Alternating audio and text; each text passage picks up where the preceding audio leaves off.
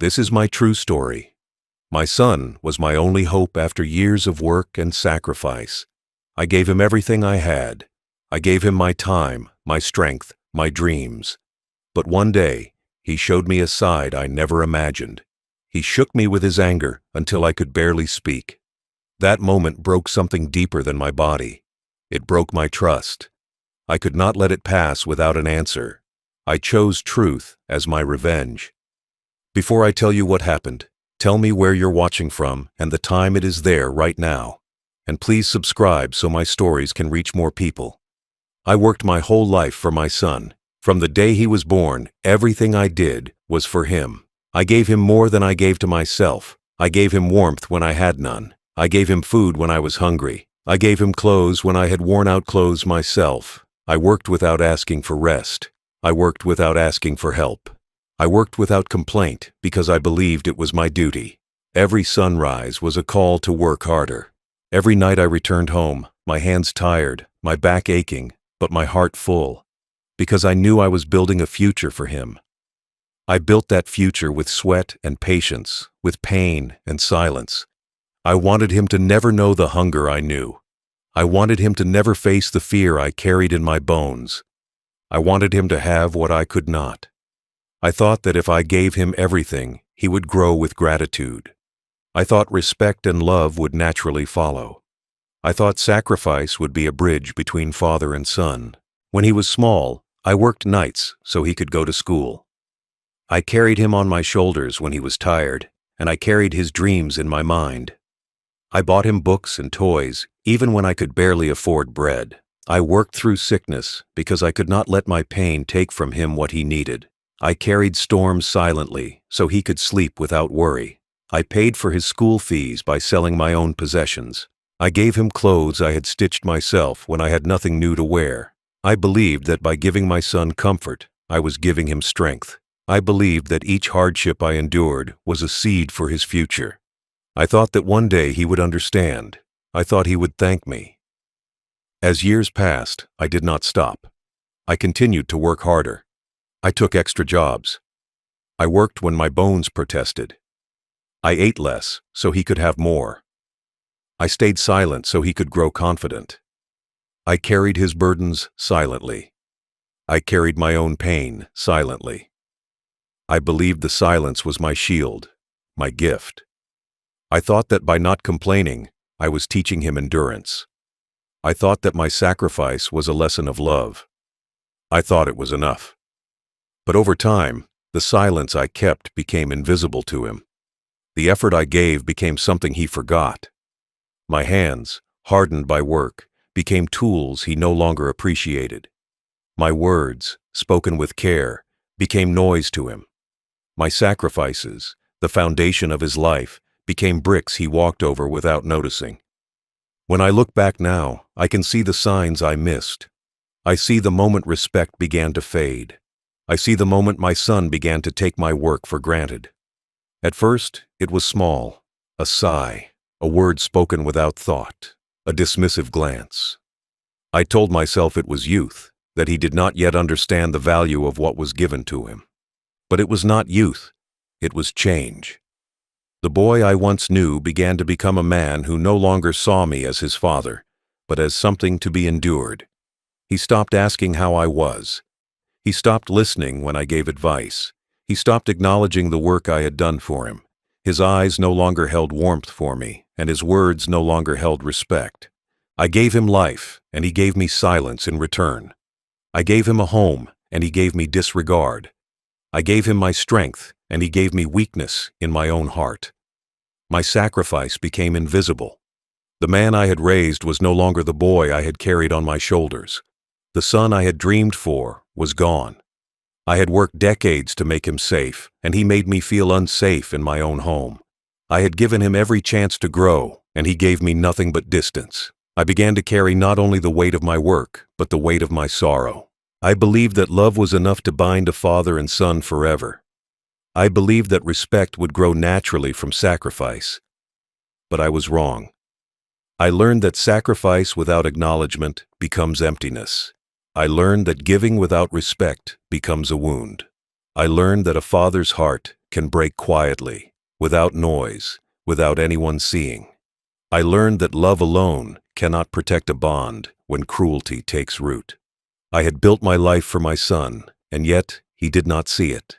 He saw only what was before him, never the years it took to put it there. He saw only what he wanted, never what was offered. He saw my work as duty, not as love. And so I continued to work. But my work became heavier. It became work without joy, without pride. My hands moved because they had to, not because they wished to. My back ached not only from labor, but from the weight of lost respect. My heart grew quiet. I stopped speaking freely, stopped sharing my thoughts. I stopped believing that my son would see me as I once hoped. Still, I gave. Still, I sacrificed. Not because he would ever thank me, but because that was the role I had chosen as his father.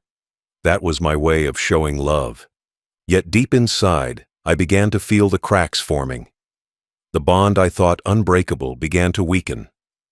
The foundation of respect, built over years of sacrifice, began to crumble under the weight of disregard. And the man I loved as my son became a stranger in my own house. I knew then that my sacrifices were not enough to keep respect alive. I knew that my giving, without acknowledgement, had changed into suffering. I knew that if nothing changed, my life's work would be lost, not in bricks or money, but in honor and dignity. This was the truth I carried in silence, the truth that shaped what came next. I had given all I had to give, and my son had taken without returning. The love I poured into him had been met with cruelty and disrespect. I realized then that sacrifice is not only measured in what we give, but in whether it is honored. And I knew quietly that something had to change, not for myself, but for the lesson that must be learned. My sacrifice was my foundation, but a foundation, if not respected, becomes dust. And I had built a house that now had no strength. The first signs were quiet, subtle, almost easy to miss. A word said without care, a glance that carried no warmth. I told myself it was a phase, the natural pride of a young man who thought he knew everything. But those small things grew louder with time. They became habits, and habits became a pattern. The respect I had once known began to fade, replaced by something cold and sharp. My son stopped listening to me. My advice, once sought after, became unwelcome. He began to speak over me. He began to ignore me. He began to treat me as though I were invisible. At first, I tried to believe it was youth. I told myself he was learning, that one day he would remember what I had done for him. I told myself he had not yet learned the value of sacrifice. But then, the words became sharper. He mocked my advice in front of others. He made jokes about my age, about the way I walked, about the way my hands trembled. He treated my years of labor as weakness. He dismissed the very things I had worked decades to build. He laughed when I spoke of hard work and pride. He treated my sacrifices like they were burdens, not blessings. And still, I said nothing. The disrespect became a quiet storm inside our home. At family gatherings, I could feel his eyes roll when I spoke. I could hear the tone in his voice change when he addressed me. He stopped asking how I was. He stopped sharing with me the things that once mattered between us. I was no longer his father, at least not in the way he used to see me. I became something less, a shadow in the house, someone to be tolerated rather than loved. His words toward me carried a weight of contempt. His actions carried a meaning I could not ignore. The mocking became public. He laughed at me when guests came to the house. He told stories of my mistakes, my failures, as though they were lessons for his friends. He spoke sharply to me in front of my grandchildren, as if I were an object of ridicule rather than the man who built a home for them to live in. His wife saw it, and her silence was its own kind of betrayal. I saw the look in her eyes, the way she would glance away when he mocked me. I knew she saw the cruelty, but she did nothing to stop it. My own family home became a place where my dignity was stripped away slowly, day by day. I began to notice that he treated me differently from others. To strangers, he was polite, careful with his words. To me, he was sharp, impatient, dismissive. The love that should have been the foundation of our relationship became a faint memory. I remember sitting in the evenings, listening to him laugh loudly in another room, while I sat quietly, my voice no longer heard. I remembered when he was a boy, how he would run into my arms and tell me I was his hero. Now, his voice was filled with impatience, and his eyes with distance. The disrespect was not sudden, it was gradual, creeping in like winter frost over a lake. At first, I ignored it. I told myself patience would bring change. I told myself the years of sacrifice would eventually remind him of what mattered. But with time, I saw it clearly. He did not see me as a father anymore. He saw me as a burden. He saw me as someone who had no place in his life except to be there when convenient. He saw me as someone to be tolerated at best and mocked at worst. There were moments when he would speak directly to me with cruelty in his tone. He would say things that cut deep, things meant to wound. He would speak about my age, my strength, my worth in ways that made my own home feel like a battlefield. He would dismiss my advice as foolish. He would ignore my concerns as irrelevant. He began to treat my presence as a nuisance, as if my very existence was an inconvenience to him. I began to feel the weight of being unloved, unvalued, unseen. The silence I kept was not peace, it was endurance. I endured the disrespect because I loved him. I endured because I believed the bond between father and son could withstand even cruelty. I endured because I thought my example of patience and sacrifice might still teach him something. But every day I realized the truth. Silence was not making him change. Silence was feeding his arrogance. Silence was making him believe he could treat me without consequence. And every slight, every insult, every moment of disregard was adding weight to my heart. I began to count the signs, the times he dismissed me, the times he mocked me, the times he walked away when I spoke, the times he spoke sharply, not with love, but with irritation. Each time was a thread, and those threads began to weave a fabric of cruelty. I began to see clearly that the man I had raised was not the boy I had dreamed of raising. He had learned nothing of gratitude. He had learned nothing of respect. He had learned cruelty. The turning point came when I realized that his disrespect was no longer private between us. It had become public, a part of who he was in our family. His arrogance had grown so loud that it silenced any thought of reconciliation. He no longer even pretended to care for my feelings. My words became background noise to his impatience. My presence became something he wished away. My years of sacrifice became invisible to him. And in that moment, I knew the silence I had kept was no longer an answer. It was a wound I could no longer bear in silence. I began to understand that respect cannot survive without acknowledgement. I began to understand that a relationship built on sacrifice needs care, or it will break. I began to understand that my silence, while meant as patience, had become permission. Permission for him to believe he could treat me however he wished. Permission for cruelty to become habit. I had given everything, and he had returned me nothing but disrespect. I knew then that something had to change, not for my pride, but for my dignity. So, I began to prepare in silence. I began to gather my thoughts, to weigh my choices. I knew that whatever I decided, it would not be simple. The signs of disrespect had become the foundation for the next steps I would take. The way he treated me, the way he dismissed me, the way he mocked me, all of it became part of the reason I would no longer remain silent. I understood now that silence was not strength. Silence had been my weakness. The truth was clear. I could no longer endure his cruelty quietly. I could no longer let disrespect be the air I breathed in my own home. I knew that the path forward would require action.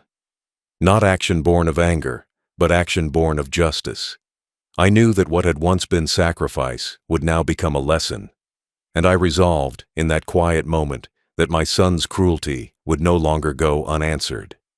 The breaking point was not sudden. It had been growing quietly for years, like a river carving stone. Every word, every glance, every moment of disregard had been shaping it. I knew that my son's cruelty was not accidental. It was deliberate, and yet I had hoped for years that it was only anger, a phase he would outgrow. I was wrong. One evening, It became something far more dangerous, something that could no longer be ignored. It began with a disagreement.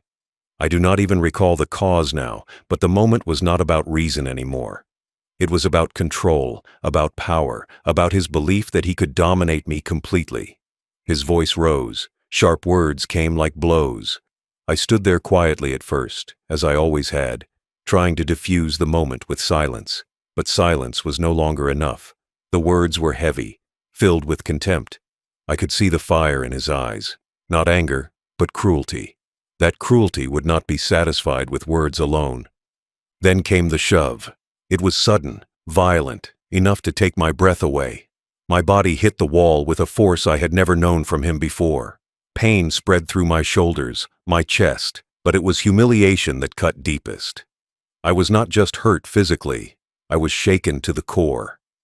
My own son, the boy I had carried on my shoulders when he was small, had just turned his hands against me. His hands were strong, but it was the meaning behind them that crushed me. He was not just pushing me, he was pushing away every sacrifice I had ever made for him. My breath came in sharp gasps. I tried to speak, to calm the storm, but the words would not come. I could barely open my mouth. My body shook, not from fear, but from the shock of being treated in such a way by someone I loved more than life itself. I could feel my voice being lost, swallowed by the anger in his. And in that moment, something inside me shifted.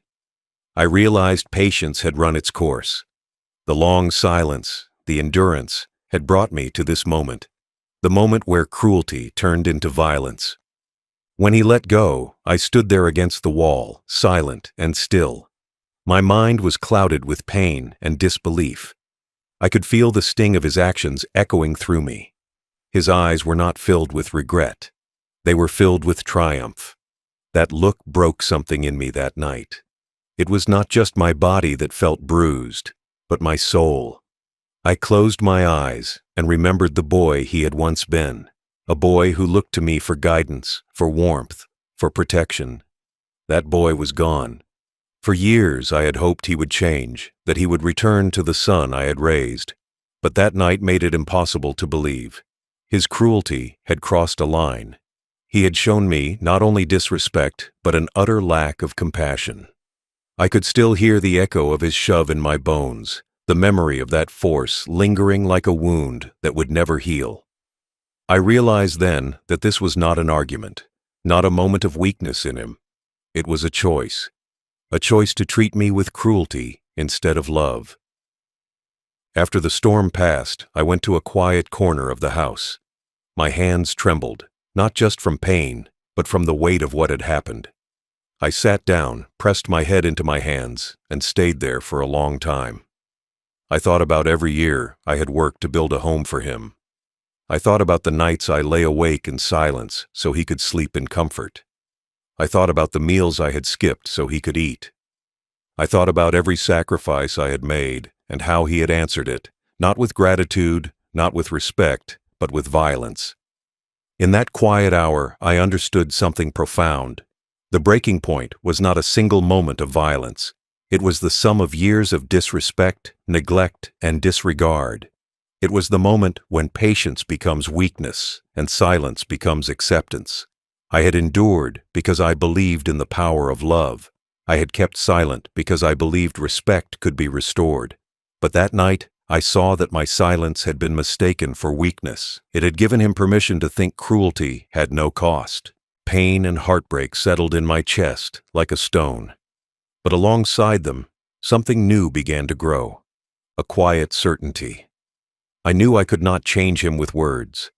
I could not demand respect if he would not give it freely. The only way to answer this cruelty was not with violence, but with something stronger. I realized then that the breaking point was not the end of our story. It was the beginning of mine. That night, lying awake with the ache in my body and the weight in my heart, I began to plan. I would not repay violence with violence. I would not give him the satisfaction of seeing me break in the same way he had broken me. My answer would be silence, strategy, and truth. I would take away the power he thought he had over me. I would take away what he valued most, not to harm him physically, but to make him feel the weight of his choices. I began to gather my thoughts quietly. I would need patience, the patience I had already given for years. I would need courage, the courage to turn his cruelty into something he could not undo. I would need justice, and justice, I decided, would come not with anger, but with truth. I knew then that the breaking point was not just a moment of violence, it was the moment when I decided to act. From that night onward, everything changed. The house we had lived in together felt different. The walls seemed smaller, the air heavier. I could no longer look at him the same way. I could no longer pretend the years of endurance had been enough. The shove had opened my eyes. It had shown me that cruelty, when left unanswered, becomes the foundation of a life built on disrespect. And I could not let that be my story. The breaking point became my turning point. It was the moment I understood that my silence had ended. It was the moment I decided to answer cruelty with a different kind of strength, the strength of truth and exposure. My son had shaken me until I could barely speak, but I would find a way to speak louder than his fists ever could. I would find a way to make the truth the voice that could not be silenced. And so, in that moment of pain, I made a quiet vow to myself. I would take the cruelty he had shown me and turn it into a lesson he could never forget. I would not fight with him, but I would fight for justice. I would not repay him in kind, but I would repay him with the truth. That night, as I lay awake, the breaking point became the moment I chose my path. A path not of rage, but of careful, unyielding action. The breaking point was the night my silence ended and my resolve began. It was the moment when I knew the way forward was not forgiveness, but exposure. The cruelty he had shown me had taken from me peace, but it had given me clarity. I would not be broken. I would not be silenced. I would answer in a way that would echo far beyond that night. After that night, silence became my refuge. I did not speak to my son for days. I moved through the house quietly, carrying both the weight of my pain and the weight of a decision forming inside me. My body still ached from his hands, but deeper than the physical pain was the ache in my heart. It was not just pain, it was grief. Grief for the son I had raised, for the trust that had been broken, and for the years of love that had been met with cruelty. I sat often in the small chair by the window. I watched the world outside, and I listened to my own thoughts. The silence around me felt heavy, like the air before a storm. I thought of the years I had given to him, years filled with labor, sacrifice, and quiet endurance. I thought of how I had worked myself to the bone to give him comfort, to give him a future without want, and I thought of how he had repaid me, not with gratitude, but with violence. That thought burned deeper than any wound. The nights were the hardest. Alone in my room, I replayed the moments in my mind, as if searching for something I had missed. I asked myself if I could have acted differently. Could I have spoken sooner? Could I have stopped him before it came to that shove? But I knew deep down that the cruelty was not a single act. It was years in the making. It was born of disrespect, of neglect, of a choice he made long before that night. My silence before had not been protection, but permission, and I could no longer allow that. I remembered my own father. I remembered the lessons he gave me, the quiet strength he carried through hardship. I remembered how he taught me that respect is the foundation of any relationship, and I realized that in my silence, I had lost that foundation with my son. I had let his arrogance grow, unchecked, because I wanted peace. But peace built on silence is not peace at all. It is surrender. That night, I understood that surrender was no longer an option. In the stillness, I began to understand what I must do. Words would not undo the harm. Words would not repair the wound he had left in my heart. If I wanted to answer his cruelty, I would need something stronger. I would need truth. I would need exposure. I would need to strip away the power he believed he held over me, and I would need to do it in a way that could not be ignored. I began to gather memories, like stones in a bag. Each insult, each act of disrespect, each moment when he had dismissed me became part of the collection. They were proof, not just of his cruelty, but of a larger truth, that respect, once lost, cannot be demanded. It must be earned. I wrote them down in my mind, and in quiet hours I began to speak them to myself. I spoke them not to him, but to myself, to remind me that my suffering was real and deserved acknowledgement. I thought about what justice would look like. It would not be a fight in anger, for I had learned that anger is fleeting and can destroy more than it heals. Justice would be deliberate. It would be measured. It would speak in ways words never could. I wanted to strip away his false pride, to expose the truth so that no one could ignore it. I wanted him to feel the weight of what he had done, not just physically, but in the deep silence of his own conscience. In those quiet days, I made my decision. I would not speak directly to him about my plan. There would be no confrontation. There would be no drama. My answer would come quietly, like the turning of seasons, but it would be irreversible. I would use truth as my weapon and silence as my shield. I would let time work with me so that when the moment came, it would be undeniable and complete. I also thought about the cost. Revenge is not without its price. It can eat at the soul of the one who seeks it. I knew this. I thought about whether I could carry the weight of what I was planning, but the more I thought about it, the more I realized that what I was choosing was not revenge for the sake of harm. It was justice for the sake of peace. I wanted to stop the cruelty, not continue it. I wanted to teach a lesson that would last longer than any moment of anger. I began to understand that silence had not been my strength. It had been my weakness. My quiet endurance had allowed him to grow bolder. My patience had become the ground on which his cruelty was built. That night, the silence was broken, not with words, but with a promise to myself. I promised that I would act, not with haste, but with clarity. I promised that I would turn the cruelty I had endured into a lesson that could not be forgotten. Each night, as I lay awake thinking about that moment against the wall, I felt something shift inside me. Pain turned into resolve. Hurt turned into purpose. I was no longer the quiet man who endured insult without reply.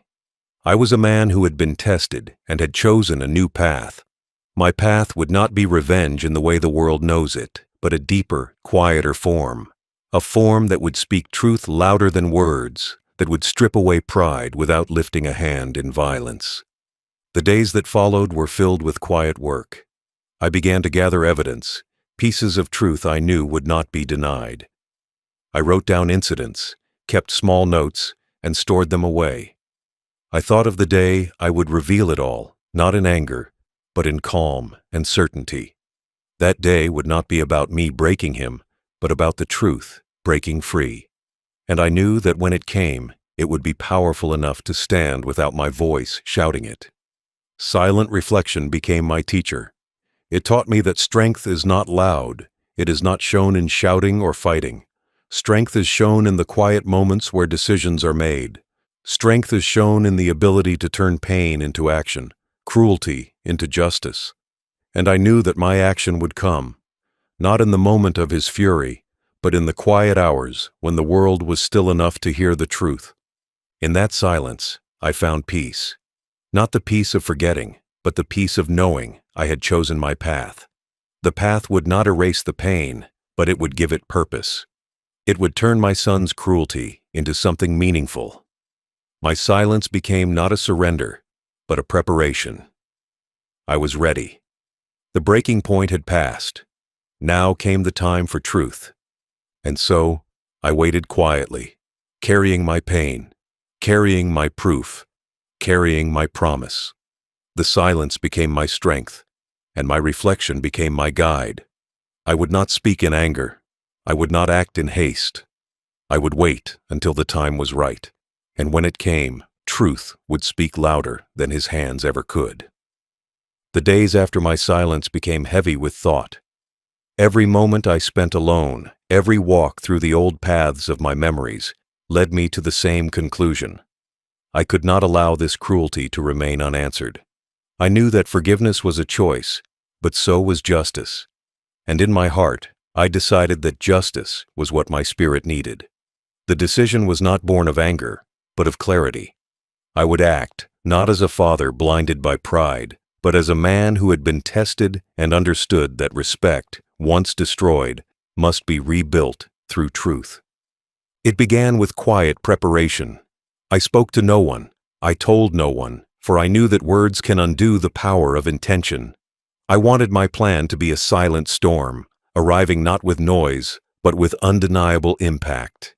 I thought of all the years I had given him, all the work, the sacrifices, the love, and I thought of the moment he shook me, the moment he made my voice fail. That moment had broken something deep inside me. It had broken trust, and broken trust cannot be mended with silence alone. I knew what my son prized most. It was not love, not wisdom, not even family. It was his pride, his name, and his future.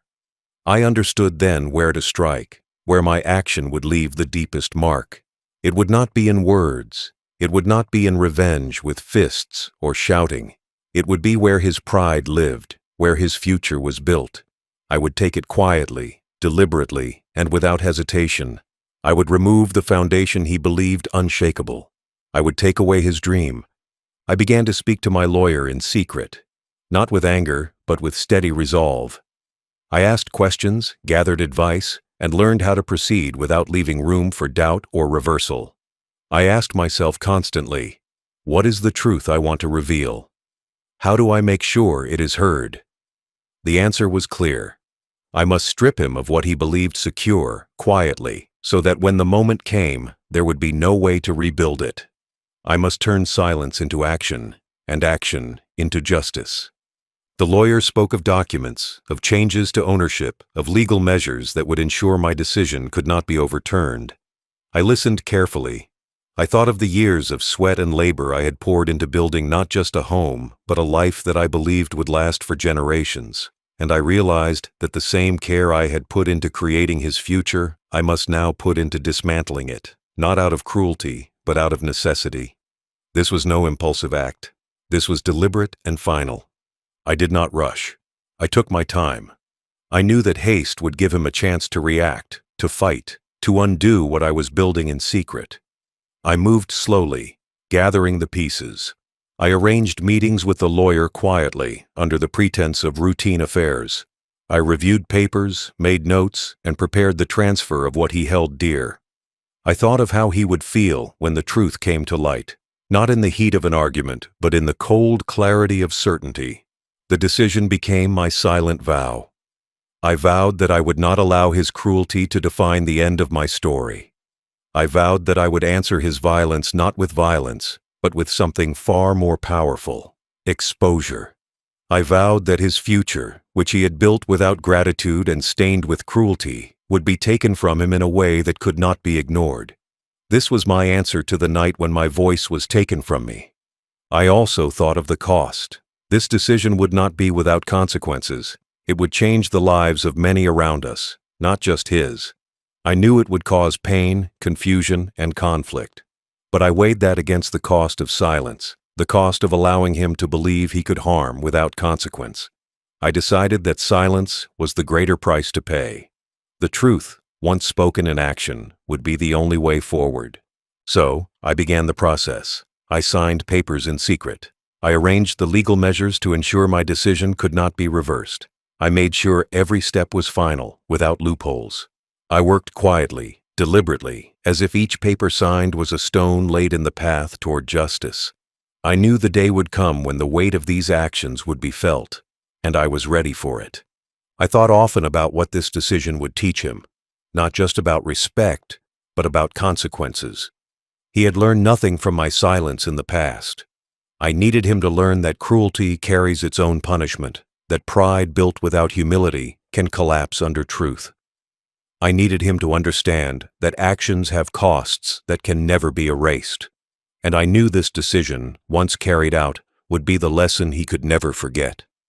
As I worked, I felt a strange peace. It was not the peace of forgetting, but the peace of purpose. I was no longer the man who endured silently. I was a man who had chosen his path, who had decided that justice was worth more than comfort. My plan was no longer just an answer to his cruelty. It was my own act of freedom. I was freeing myself from the weight of what he had done. The decision was not sudden. It grew quietly, like a seed buried deep in winter soil. It grew through the nights of reflection, the quiet hours of solitude, and the certainty that silence alone could no longer protect dignity. I was ready to move forward. I knew exactly what I must do. My son had stained my life with pain. I would respond with the most powerful truth I could give, an action that would echo through years. And so, I stepped into that decision quietly, without fanfare, without explanation. I made my choice with a calm that surprised even me. It was not a choice made in anger, but in clarity. My decision was not about destruction, but about setting a boundary that cruelty could not cross. I chose a path that would make him face his own truth. I chose a path that would ensure that silence was no longer an option. In my heart, I knew the decision was right. I knew that when the time came to reveal it, there would be no turning back. I would not shout my victory. I would not boast in my choice. I would let the quiet strength of truth speak for itself, and in that, I would find my peace. The decision was made. The path was set. I had chosen justice. And now, I waited for the moment when my silence would break, and truth would take its place. The morning I decided to deliver the truth, I woke early. My mind was heavy, but my steps were calm. I dressed simply, not for confrontation, but for closure. There was no rush. Every movement was deliberate, as though I were preparing myself for something far greater than an argument. I was preparing to face a moment that would change the course of both my life and his. I knew what I carried was not merely papers or proof, but the weight of years of sacrifice, silence, and patience. The time to act had come. I walked through the quiet streets, the air still and heavy with the kind of calm that comes before storms. My heart beat steadily, not from fear, but from certainty. I knew where I was going, and I knew why. Every step brought me closer to the moment of truth. I thought of him, my son, the same boy I had once held in my arms, now a man who had shaken me until I could barely speak. That thought stayed with me, a quiet reminder of why this moment mattered. I reached his workplace with a quiet confidence. I did not announce myself. I did not make noise. I simply walked inside, carrying with me what I had prepared. My hands held the papers, the evidence of his actions, the proof of the man he had become. I felt no need to speak. Words had failed before. Silence, I decided, would be louder this time. I moved forward calmly, as if delivering not vengeance, but truth. The office was busy, voices and phones filling the air with a rhythm of work. I walked straight to his boss's desk, my footsteps steady and sure. I placed the documents in front of him without a word. I did not explain. I did not argue. I let the evidence rest on the desk, like a silent judge calling its verdict. My heart beat slowly. I knew that the truth I had brought would speak louder than any plea I could make. The boss looked at me, surprised, but I offered no explanation. I simply nodded once and turned away. My part in this was not to explain, but to act. I had carried the weight of years of abuse and silence quietly, and now my act of revelation would carry that weight without my voice. I knew that once the evidence was in his hands, the rest would unfold without my interference. My responsibility had been to bring it to light. That was done. I walked out of that office without a backward glance. There was no satisfaction in watching him fall. There was no triumph in seeing his pride begin to crack. My steps were calm because I had not acted from hate, but from necessity. My son had shaken me, tried to silence me, and I had found my own voice, not in shouting, but in delivering the truth where it could not be ignored. That truth now rested in the hands of someone who could act on it. As I walked away, I thought of the years I had spent giving everything for him. I thought of the nights I worked without rest, the days I endured hunger so he would not, the sacrifices I made without complaint. And now, I thought, he would face a sacrifice of his own, one not made of physical pain, but of pride, of trust, of reputation. I had not sought revenge for the sake of anger, but for the sake of teaching him that actions have consequences. The moment of delivery was not about me confronting him. It was about letting truth stand as its own force. The papers I handed over were not simply words and evidence. They were the story of years of disrespect, cruelty, and betrayal. They were the quiet answer to the violence he had done to me. In that moment, I became certain that silence had served its purpose. Now action was the only way forward. I thought about what would happen next. I knew his boss would not act instantly, but the weight of evidence would be undeniable. I knew that slowly, piece by piece, the truth would spread. Whispers would turn into conversations. Questions would turn into confrontations. His success, the pride he wore like armor, would begin to crumble.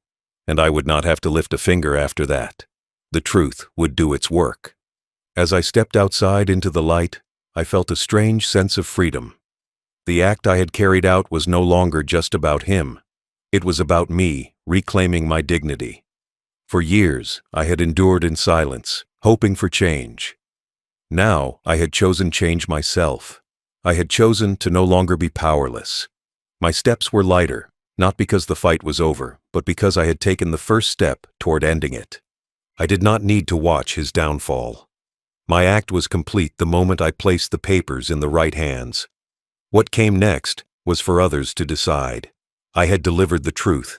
I had given him the weight of his own actions. That was all I needed to do.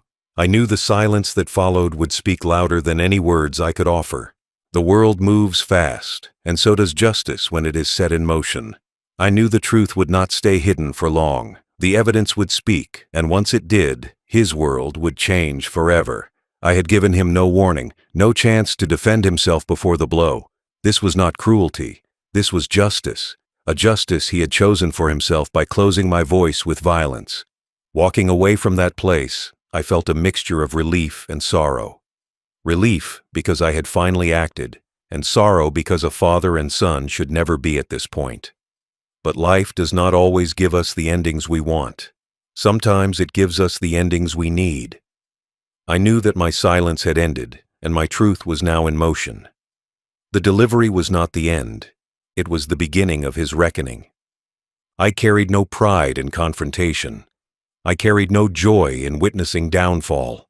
What I carried was a sense of purpose fulfilled. I had taken the moment when my voice was stolen and turned it into a moment where truth spoke louder than violence. I had shaken off the silence that had bound me and stepped forward with the certainty that what I had done was right. The delivery was simple, quiet, and deliberate.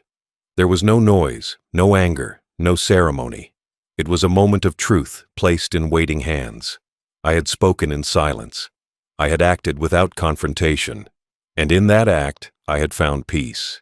When I look back now, I see that day not as a day of revenge, but as a day of decision. It was the moment when years of silence gave way to the strength of truth. My son shook me to silence, but I shook his world with truth. That delivery was my voice restored. The hours after I handed those papers to his boss were quiet, but heavy. I walked away without looking back, carrying nothing but a quiet certainty. I did not need to watch what would happen. I already knew. The seeds of truth I had planted would grow in their own time. I could feel it in my bones. What I had given to that desk was not just paper and proof. It was a mirror that would force him to see himself, whether he wanted to or not. By midday, whispers began. I heard them from neighbors when I returned home. Quiet voices talking in corridors. Soft knocks on the walls of the building. People spoke in hushed tones, their voices carrying curiosity, surprise, and something sharper, the scent of judgment. I did not need to ask what they were saying. The air itself carried the sound of a storm forming. His storm, the storm of his own making. His boss acted quietly but firmly. I learned later that evening that he had confronted my son behind closed doors. Not in anger, not with shouting, but with calm force. He had shown him every page I had given him. Every detail, every piece of proof laid bare before him.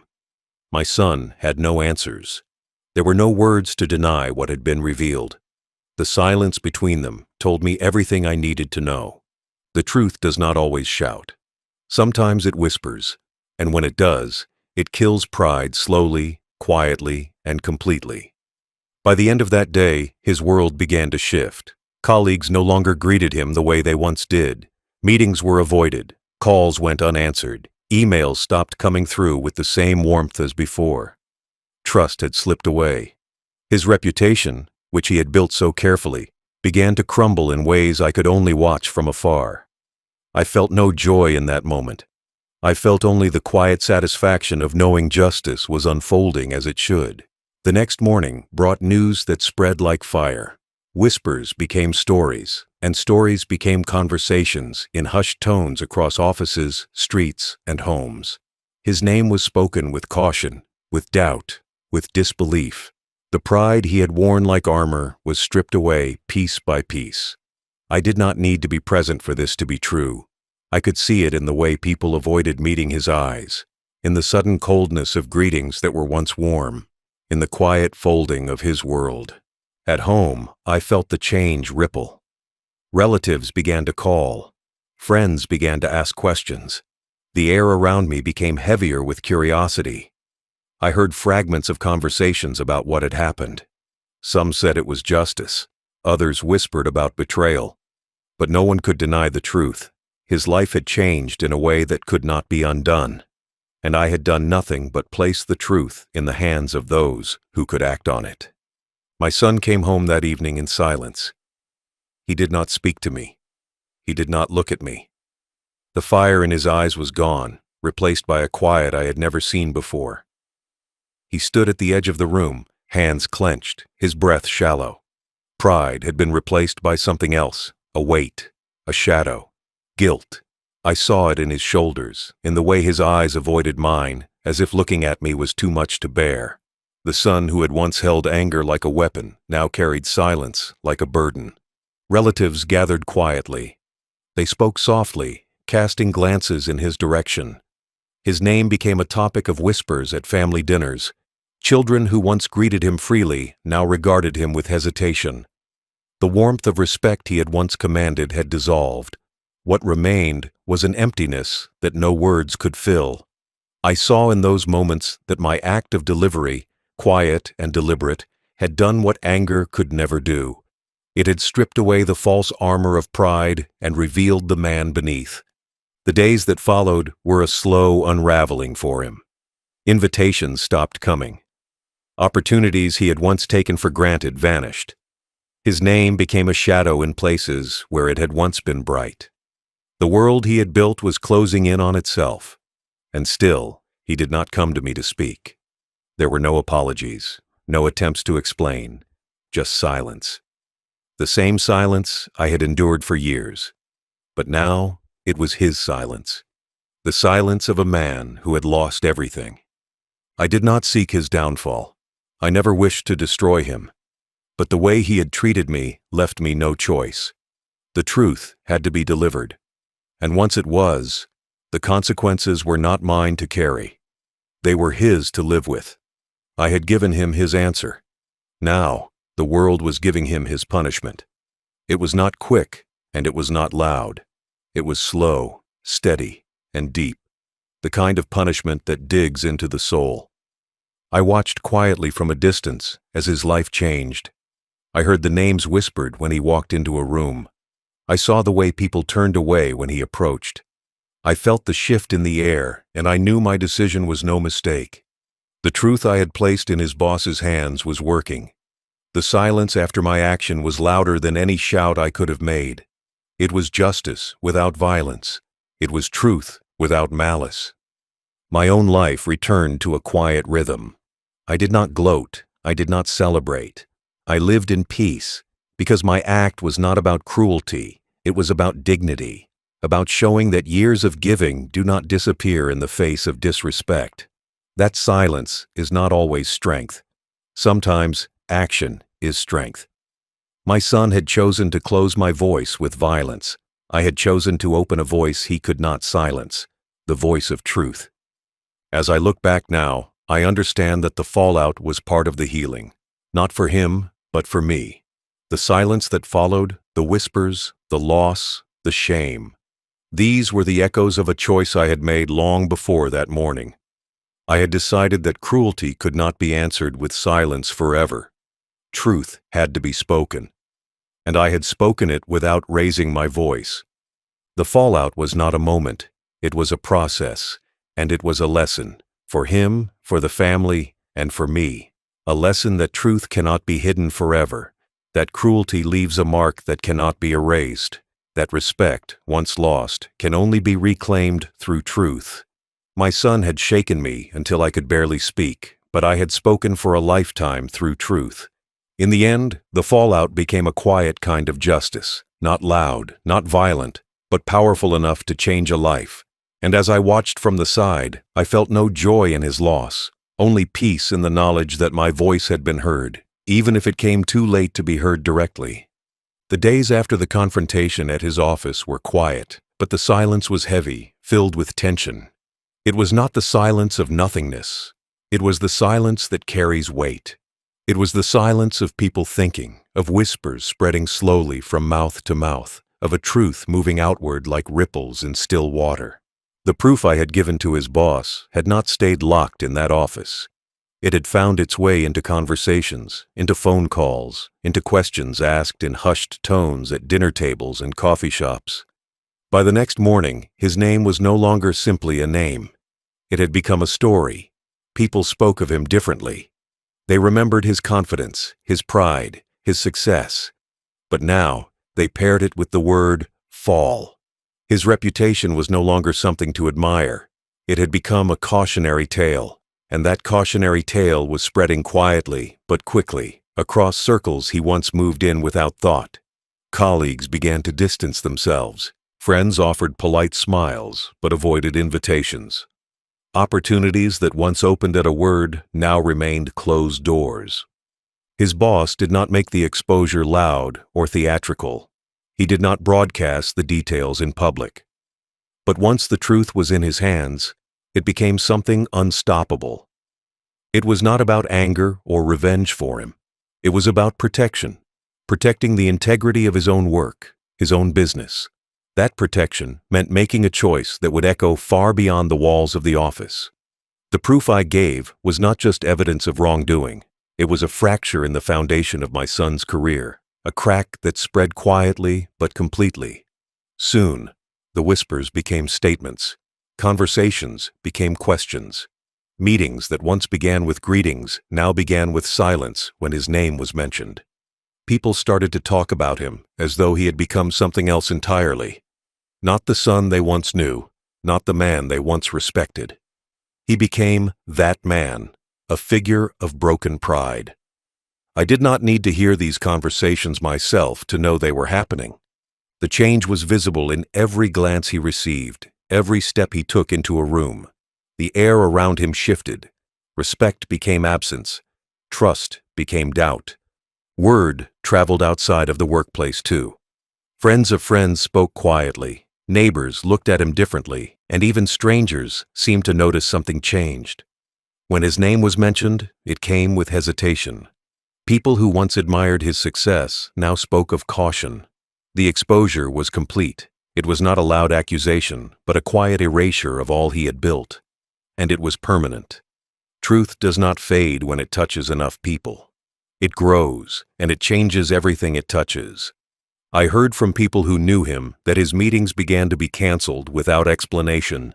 Offers he had been given disappeared. The trust he once carried with his name dissolved into doubt. His professional circle no longer welcomed him with open arms.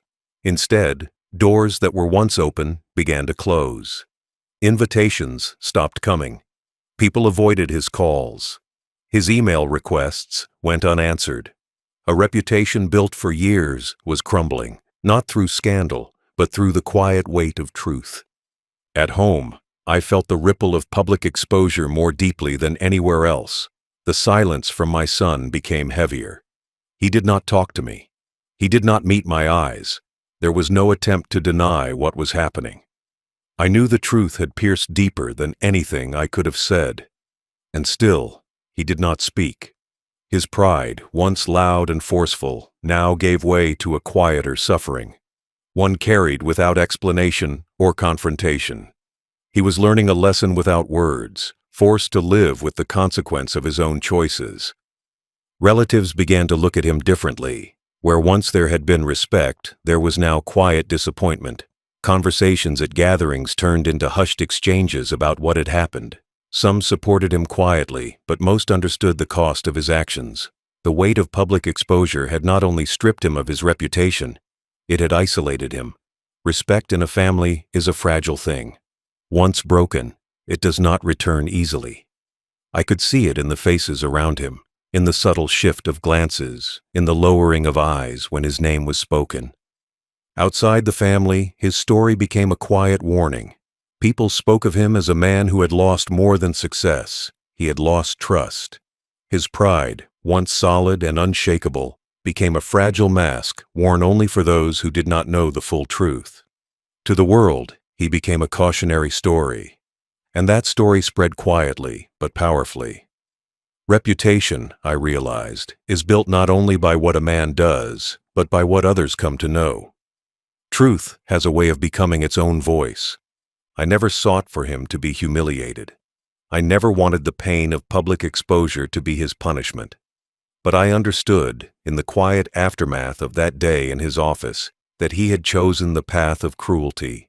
He had chosen to shake me until I could barely speak. And now, in the quiet exposure of his deeds, the world was giving him his own answer. A silence more powerful than any argument. A truth that could not be erased. His downfall was not loud. There were no public shouts or dramatic confrontations. It was a slow fading away, doors closing quietly, greetings becoming less frequent, invitations disappearing, opportunities vanishing. His world was shrinking without the sound of protest. I watched it happen without need to intervene.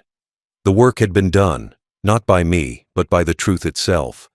And truth does not need noise to be heard. The exposure became part of him. It lived with him in every room he entered, in every meeting, in every conversation.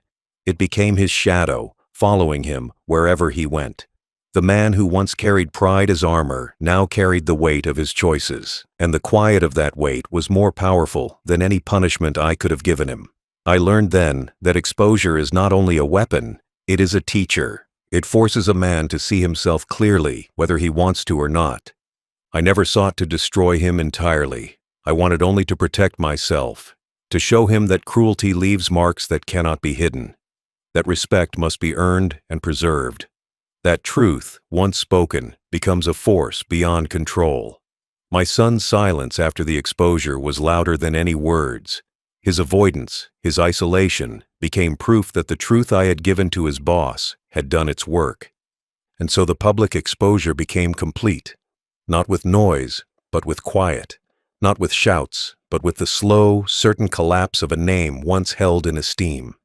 The truth had spoken, the world had heard, and my son was left with the silence that carries the heaviest weight of all, the silence of lost trust, lost pride, and the knowledge that what had been done could never be undone.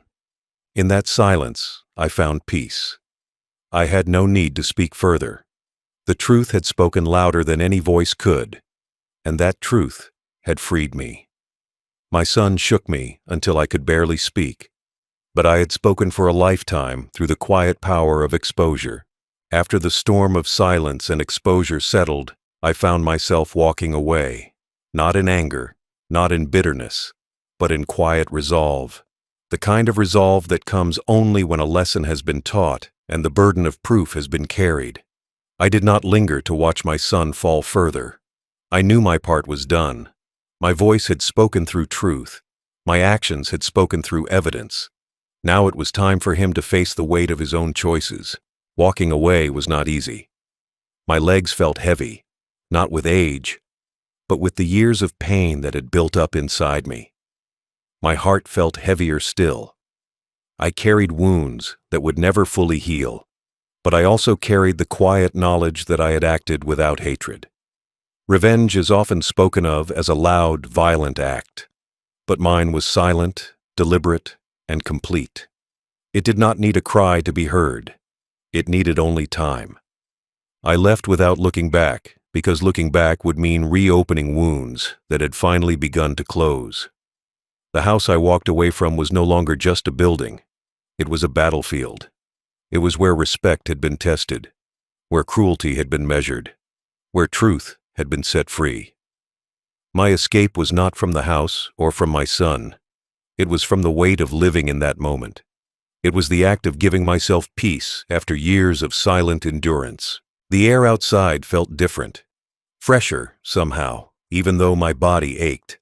Walking away was a release. I did not need to speak anymore. My silence carried meaning now. I did not need to explain my choice. My actions had explained it. The truth had spoken louder than I ever could, and in that truth, I found freedom. I realized that walking away was not weakness. It was strength. Strength to leave cruelty behind, and strength to let the lesson live on without me needing to fight for it. I knew my son would feel the absence of my voice, but absence is a powerful thing. It leaves room for reflection, for regret, for understanding. I gave him silence because silence forces a man to confront himself. I left him to face the truth without me needing to point to it again. The burden of guilt is heavier when it is carried alone. I knew that, and I trusted that he would come to know it in time. As I walked away, I thought of the years behind me, the years of sacrifice, of patience, of bearing insult without returning it. I thought of the nights I worked while others slept, the days I gave without asking for anything in return. And I thought of how those years had shaped my decision. I had chosen not to fight with fists or words. I had chosen to fight with truth, with proof, and with quiet resolve. And now my escape was the final act in that fight. There is a kind of peace that comes from knowing you have done what you could. I had stood my ground when it mattered. I had shown that cruelty could not break me, and that silence could be stronger than noise.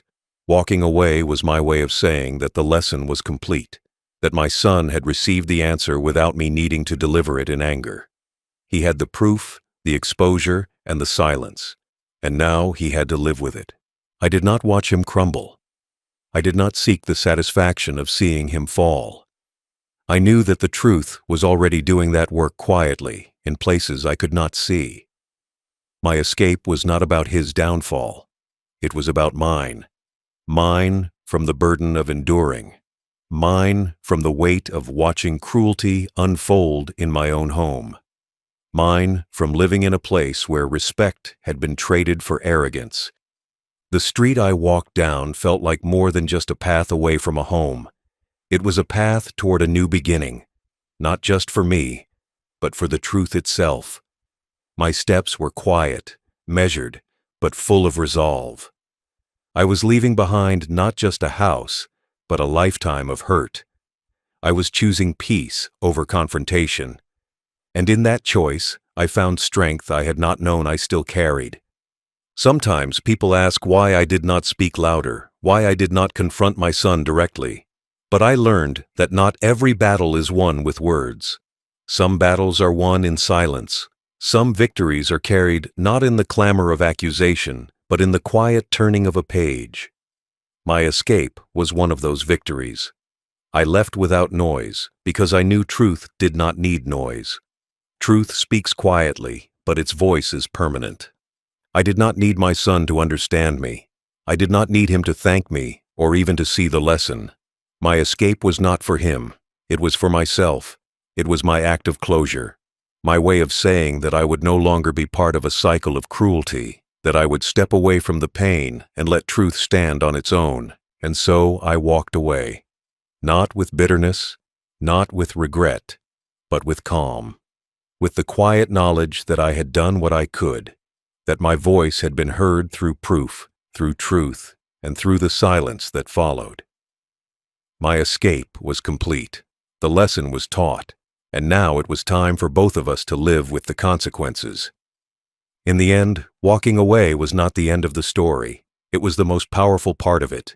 My escape became the answer to years of pain, the final proof that cruelty cannot stand when truth stands quietly in its place.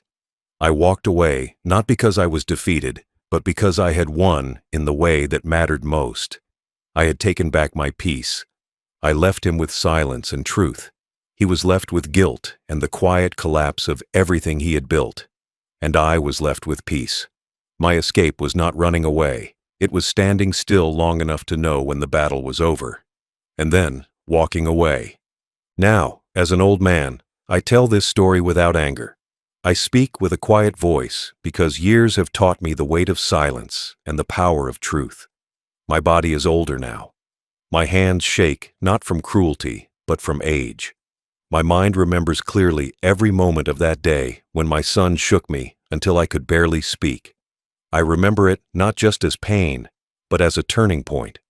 A moment when a bond I had believed unbreakable was shattered. A moment that forced me to change how I looked at family, respect, and justice. When I think back, I realize my son did not just strike me physically. He struck at something deeper: my trust, my love, my belief in a future where family meant honor. That blow was not just flesh and bone.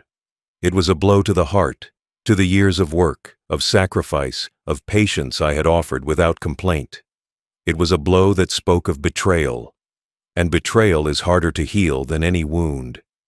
The sound of it, long after the pain faded, still echoed in my mind. But I learned something important in that silence that followed. I learned that cruelty does not always need a loud answer. Sometimes cruelty is answered best by truth.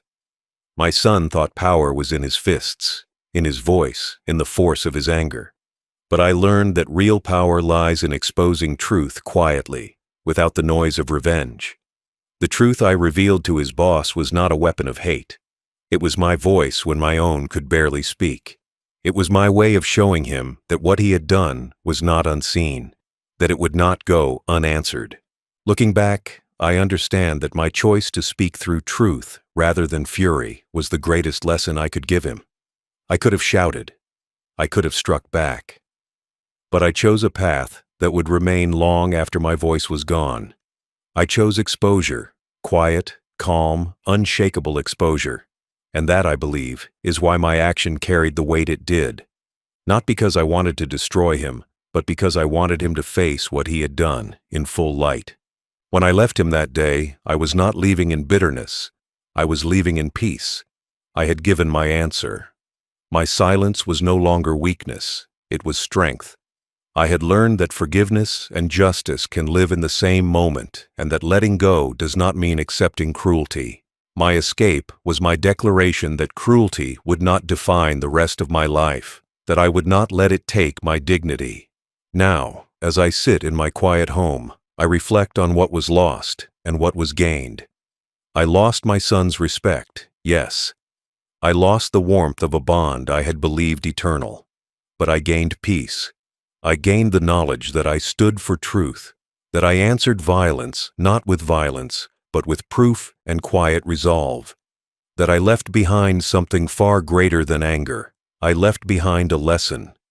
I have lived long enough to see how my son carried that day with him. I have seen his pride turn to shame. I have seen his reputation crumble quietly among people who once trusted him, and I have seen him face the weight of his own guilt. Perhaps he will never speak it aloud. Perhaps he will never understand fully the depth of what he lost. But I know he carries it with him. Guilt is a quiet shadow that never leaves. It is a punishment that no court can give, but life gives freely. I do not rejoice in his pain. That is not my way. My satisfaction comes from knowing that I acted with clarity and dignity, that I taught him, without shouting or striking back, that cruelty leaves a mark deeper than any wound, that truth, once spoken, becomes stronger than rage. My revenge was not loud, it was not messy, it was quiet, it was truth, and truth is permanent. Now I tell my story because I believe there is value in it for others. I tell it for those who have been broken by cruelty, who have been silenced by those they trusted. I tell it for those who believe silence means weakness. Silence can mean many things, but in my case, silence became my voice. My son shook me until I could barely speak, but truth gave me the strength to speak forever. There is a lesson in what happened, not just for my son, but for anyone who has faced betrayal. A lesson that respect must be earned, that cruelty cannot stand forever if truth is allowed to live. That silence, when paired with action, can be louder than any shout. I learned that lesson not with words, but with years of patience and a single act of quiet exposure. As I grow older, I no longer feel the weight of revenge. I feel the weight of what I have taught. I know that cruelty leaves wounds that words cannot heal. But I also know that truth leaves a mark that words cannot erase. My son's cruelty closed my voice for a moment, but my actions gave me a voice that time cannot take away. I gave him not a fight, but a lesson that will last long after I am gone. In the end, I learned something that no blow could teach me. I learned that the deepest strength lies in restraint, that the quietest answer is sometimes the most powerful, and that exposure is a form of justice stronger than anger. My son shook me until I could barely speak, but I learned to speak without words, to fight without violence, and to answer cruelty with truth. My final thought is this: he shook me until I could barely speak. I spoke for a lifetime through truth, that truth has become my legacy. That is the lesson I leave. Not for him, but for the world. That cruelty can be answered with dignity. That silence can carry power, and that truth, once spoken, can never be taken away. And now, as I rest in the quiet of my own making, I smile softly, knowing that I chose the right path. I walked away. I left him to live with his guilt, and I kept my peace.